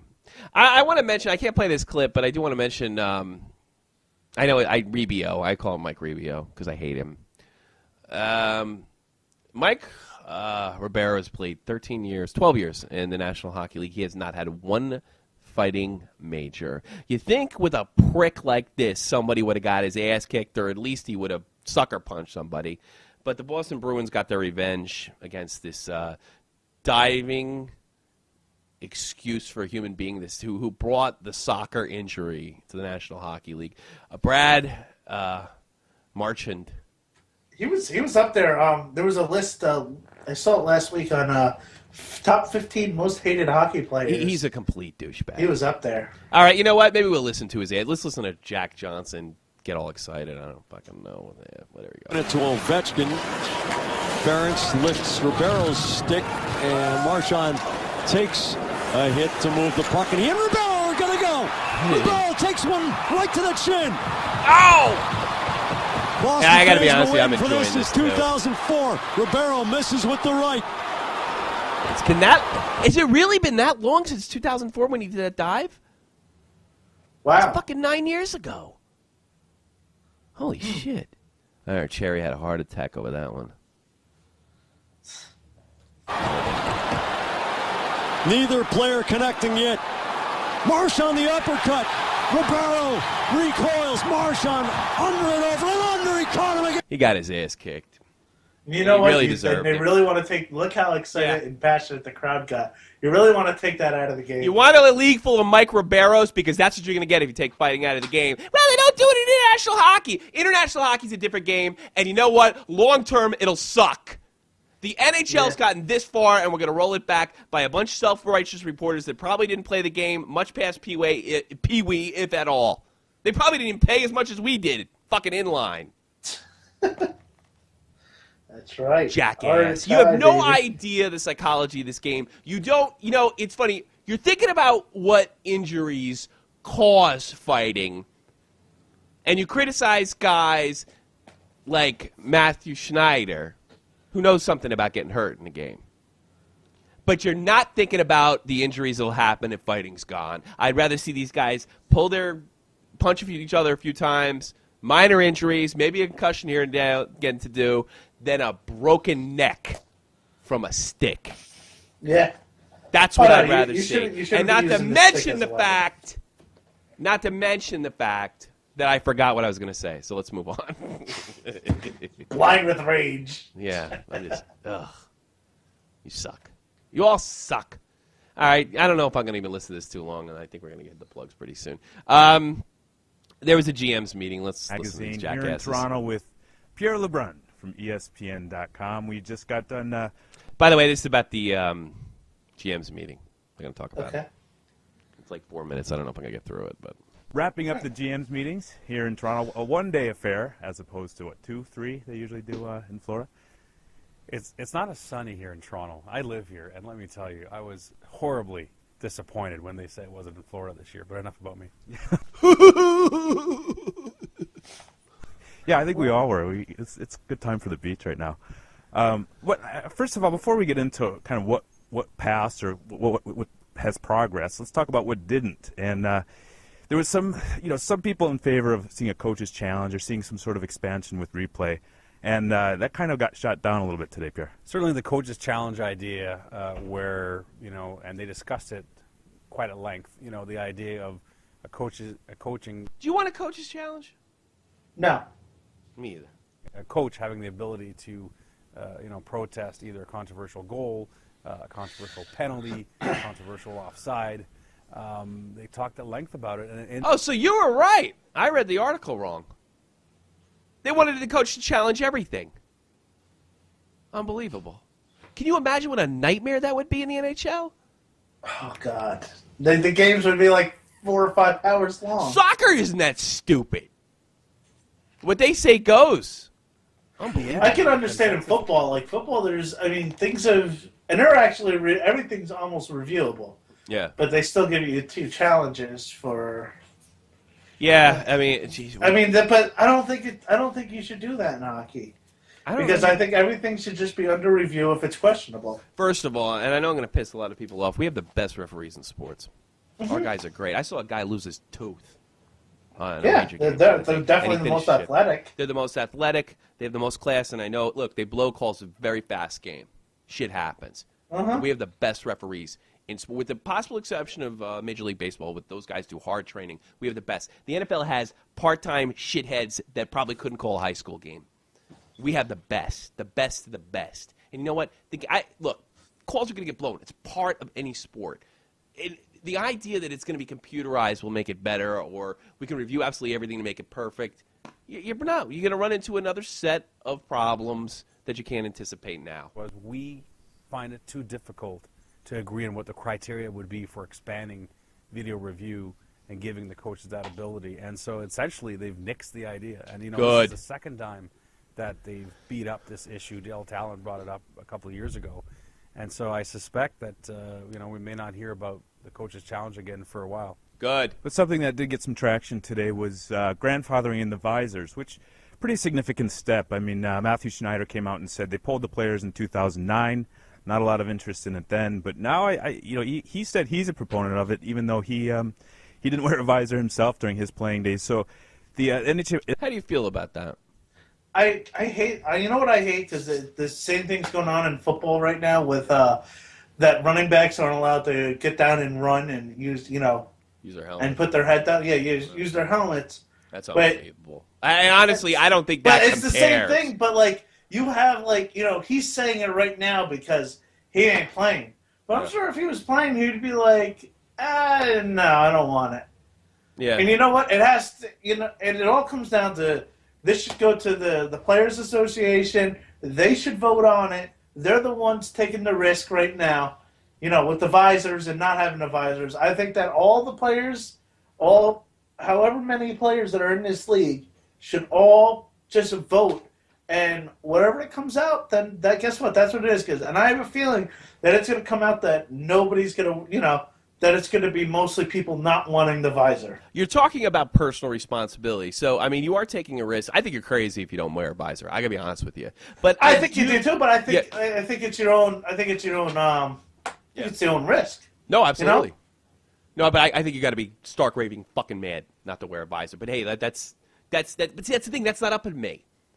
And it's so funny how guys like Greg Wyshynski, who I like, and Ryan Lampert, who I'm starting not to, are so self-righteous to go, well, it's just a common sense thing. What about personal responsibility? Why, look, the NHL should just ram it down the player's throat for their own good. That's the problem with our society today. Hey, look, NHLPA gets a vote. That's the way the system works. Sorry it doesn't fit your worldview. Let it up to the players. I don't have a problem with that. I got to be honest with you, there's bigger problems with softening the NHL than putting visors in.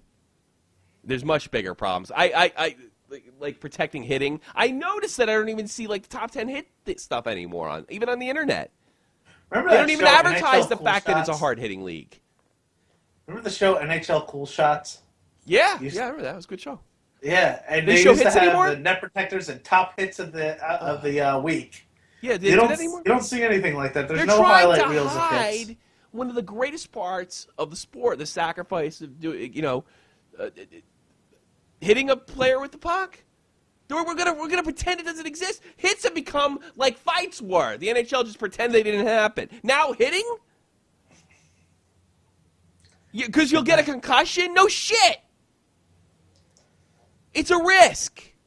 Well, we're just watching these guys like Gladiator play for money. No, everybody knows the risk, and there might be worse shit that we don't know about now. So we're just going to play games that have no physical risk in them? And I'm not saying for my entertainment. Me and Jake would trade our right arm to play in that league. Oh, yeah. Or any league, for that matter. Uh-huh. If I could quit my job and be paid to play hockey, God. shit. But you can't because you don't have any common sense. You don't know what's good for yourself. Greg Wyshynski and Ryan Lampert know what's good for you. They sure do. Yeah, they sure do. NHLPA still has to pull its players this summer, so that's, I mean, it's nothing going to happen immediately, but it does seem like there's a little bit of movement there. Pretty significant, I think, and I don't think it'll be long before we'll see visors mandated in the NHL. I think this is the closest you've ever been to seeing grandfathered visors and players entering the league having to wear them, really, in all the years I've covered the game. Because of the tone of Matthew Schneider and NHLPA, it appears that they want to push this summer. They want to make it clear to their players why it makes sense for young players that come in and keep their visors on since they wear them in the AHL and in junior. And it goes without saying. I'm just tired of it. I'm tired of that shit. Visors. Visor. Like I said, let them take the personal responsibility. Let them, you know. Look, it's becoming ridiculous. The thing is, it's like this. It's like I really don't have a problem with grandfathering the visors. I don't even have a problem with them making it do it. But I get this impression that if we give it on visors, next thing it's going to be hits and fighting. I think that's my big problem. Oh, that'll never happen. It always happens. It will happen. You can't make the snowball effect argument. Yes, I can. History. You're not supposed to fight with a visor. How are they going to do that? No, they're probably going to drop the rule. Yeah, but you know what? That will be used as ammunition to get rid of fighting. Hey, you can't fight with a visor. The NHL is hypocritical. No, they're trying to keep fighting in the game. And the reason they had visors was because guys were getting cut when they were fighting. Because pussies were fighting with their visors and cutting players. Pussy. Yeah. Here's what's gonna happen. They're gonna fight, and then they're going to, somebody's gonna get their hand hurt on a visor. Yeah. And then they're gonna say you have to get rid of fighting. Common sense says players can't be cutting each other's hands. Yep. That's it. That's it. We're losing our sports. We're losing our way. It's not cool to be a guy anymore, except on top of the point. That's right. Where men could be men. Yeah. And I tell you something, I guarantee there's some women that listen to this that would rather be around guys that are kind of tough. Yeah. Well, it's funny. Yesterday, we were watching Glee. Because that every heterosexual comment starts. We were watching Glee. Yeah. Thanks for fucking blowing it for me. Go ahead. And I love musicals. You like musicals? I do. Yeah. I don't like. Do you all really? I don't like all the faggy ones. I like the. You can't say. I can't say faggy. I don't like the gay. I don't. You know what I'm talking about. I don't. Yeah. I can't get into Les Mis. And all that stuff. I watched that tonight, actually. Are you watching Les Mis? I had to. I was working around it. Oh. Yeah, go ahead. But I'm sorry. I keep interrupting. I'm such a douche. Well, and they were doing the Spice Girls thing, and I had to sit there and tell Tracy, no, that's she's supposed to be Ginger Spice. And I was just this has got to be the gayest thing that I've ever said. And I'm arguing with my wife while watching Glee. Now, what Spice Girl is who? You're fucked. Yeah, I'll say. Pussy. Ugh. I'm into music, and Look, that's your bag. Let me think. I'm gonna try to make this maybe make you feel better. There's some of a more maybe feminine hobby I have. Oh, wait a minute, I don't. I'm sorry. You know what I like besides? You know what I like besides hockey? What? AHL hockey. You have any plugs? I'll be at the Brownstone the 28th. That's in Metuchen. I'll be there at 9 o'clock doing stand-up. And then from every Sunday from April 7th to July, I will be... You can come catch me at Cliffwood Beach and see my softball team, the Outlaws. Are you really plugging your softball team? I am plugging my softball team. I gotta plug what I can. Come on now. That's right, my beer league team. We need plugs. Sponsor us. We would take some of those Buffalo Sabres. Is that it? Yeah. Is that all your plugs? Yeah, that's it for now. Yes. This show too. JohnFreemanMusic.com. Are you definitely done? Because I got to do my John Freeman music crap. Yeah. All right, sorry. JohnFreemanMusic.com. JohnFreemanMusic.com. JohnFreemanMusic.com. John Freeman is a musician, and his stuff is available on the internet. And for things, he can write you a song for whatever you might need a song for. Check out JohnFreemanMusic.com. What you're listening to now is a product of John Freeman Music. Hey, I asked him if I could name this song, if he had actually named this song, and he guys didn't give me a response because I wanted to name it A Shot from the Point. But I didn't get a response, so I think that's a big fucking no. Yeah. Don't you think I have every right to name this song? Yeah, you should. You know? It's called A Shot from the Point. Well, we'll find out. It's his work. Can't do it. But I want to name it. The theme from A Shot from the Point. A View from the Couch. Dead on Dave Jancura's podcast, A View from the Couch, covers all sports from around the world, all strange stories. We were going to cover Greg Raymer, the poker player that caught in the prostitution ring, but I guess we never got around to doing that. You know who Greg Raymer was? Is he European or? Is No, he's American. He was the guy who won it after Moneymaker, the World Series of Poker, in 2004. Huh. Yeah, he got caught in a prostitution sting. I guess he answered some ad online, and the cops were waiting for him. Huh. Yeah, too bad for him. Oh. Well, the thing is so bizarre about it because he's like one of the poker's got his share of bad boys, but he was like one of the super good ones, like one of the patriarch, not patriarch's the wrong word. One of the good guys for the game. I can't even think of the word right now because I'm starting to get tired. But yeah, he was one of these guys that you would never expect it, and I'm sure he killed his sponsorships and then everything else that went along with it. So, congratulations to Greg Raymer. Yeah. Couch. Yeah. You're fucked. Yeah, that's right, Paul. View the Couch. They cover all but please check out View the Couch. Check out Dave's Twitter, which is below on this YouTube podcast. What else should I be fucking plugging? Oh, I'll be at Fridays again in 2 weeks. You're kidding me. Yeah, I'm doing it again. Glutton for punishment. I forgot about that. We're gonna hit one of your videos in a hockey audio file in these weeks. I got the whole thing. I can do it now, but we gotta go to bed. Well, I gotta go to bed. It's 1 o'clock. Thank God for 1:30 the in the time morning. difference. Oh man. By the way, Devils are winning. I always fucking do this. I cannot remember. I always forget down to write my plugs. And I cannot. I got Freeman. I got Dave. Hey, listen. We got the Shot from the Point YouTube channel. It's got the new upgrade. Please subscribe to Shot from the Point. Please share the show if you enjoy the show. Let people know that we're doing something different over here. That this is not a bunch of 40-something reporters telling you how to think and live and breathe. And if you disagree with them, it's only common sense. Check out A Shot from the Point, this very show right here. And do that. Also, check out my Twitter. I'm at Jersey Ghost, JerseyGhosts. I'm going to be posting one hockey video. I search YouTube for great hockey videos a day. That's what I'm going to do from now on, plus my own crap. And occasionally I say something mildly witty. So that's at Jersey Ghost, Tommy. You don't do as many rants as you used to.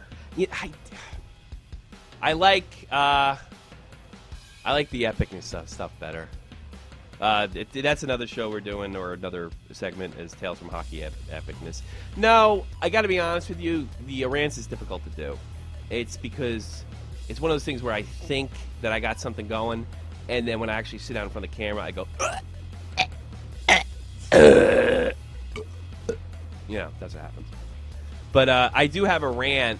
But that's another thing. If I don't get to it during the week, it's dated. So if I have a week where I have my daughter, by the time she goes back home to her mom, the rant's dated. So yeah, well, yeah, that's one of the problems with it. and the other one's just shorter and easier to do. But I guess you're right. We really need an NHL rant. You like my rants? I do. Yeah. Also, we're also currently putting a best of shows together. Shows going all the way back next year, and this will probably cover. I'm thinking maybe these shows will be. I'm thinking an hour, maybe half an hour long. When the show goes off the air in June, we'll be able to actually put out one a month. So I'm actually in the process of editing a best of, and this will have audio improvement, shit of that nature. Get the whole history of the stupid show. And I think that's it, buddy. I'm looking at some of the NHL memes right now. So Yeah. Having to delete your browser history after watching a Patrick Kane highlights because they're so dirty. I like anything with Ilya Bruskalov. I love the ones. Which one? Because I made the one of him of the Mighty Ducks Goldberg. No, I didn't see that one. You got to send me that. You didn't see that one? It No, said gotta send me that. because he's wearing all his Flyers stuff. Goldberg at the beginning of the Mighty Ducks, it said still a better goalie than Ilya Bruskalov. I'm looking at one now. That awkward moment when you realize Brodeur has more power play goals than Kopitar. My favorite one was the Russian comment. It's got Bruskalov pointed. Let me explain. That's my favorite one. I like that one of the Flyers and the Titanic having comment. Bottom of the Atlantic. Oh. Yeah. That's right. You're not there. Stick 'em. Yeah. All right. You're done. I'm done. I'm ready for bed. I don't know about you. Why do the Flyers drink out of saucers? Why? Because they haven't had a cup in 40 years. You know, that is much too talented of a hockey team to be I know. where they're at. It's a joke because I love Claude Giroux. I have nothing but respect for him. And it's funny. I'm supposed to hate the Flyers, but I mean, this is a work. I still hate them. Do you? Yeah. Yeah, they're a bunch of cocks. You're right. They're Philly. They're Yeah, natural- Philly is one of my unfavorite cities on earth. Really. Oh yeah. Well, we went to Camden today to the aquarium. I think they should make that a part of Philadelphia. I'm embarrassed to say it's New Jersey. You know, I don't know if this is true or not, but I was told that that's where the Peace, or one time the Peace Corps training ground was in Camden, New Jersey. Oh, it is. Yeah, so in other words, when they send you to a third world shithole, you better get used to it. Your basic training's in Camden. And let me tell you something. When you go to that... you ever see the movie Judgment Night with Emilio Estevez? No. I hate hockey and I don't like kids. Yeah, well... yeah, well, take the dark scenes in that movie, Dennis Leary, Emilio Estevez, and times it 7,000. And that's what Camden looks like. Well, the aquarium, it's funny. They put this fucking state-of-the-art $500 million aquarium in the middle of a fucking war zone. That's what it looks like. And Camden, you know what? Camden's a nice place if you're a chalk outline. That's about it. He's a bad mother. Oh, like, all we were doing, the doors were locked. They're like, where the fuck's the road? But how do we get out of here? Looking to our right, there's project buildings. They're coming at us like Walking Dead. I saw a car charred from fire, and I think it was only the night before. The day I went to the aquarium, and I'm not exaggerating. And I think you probably believe me. I do. I want to put it past you. Anybody any student that says anything about Camden, I'd rather walk around Newark with a chain wallet with $1,000 in singles. Yeah. With $1,000 in singles just dangling from my pants than walk in Camden with no money in my wallet.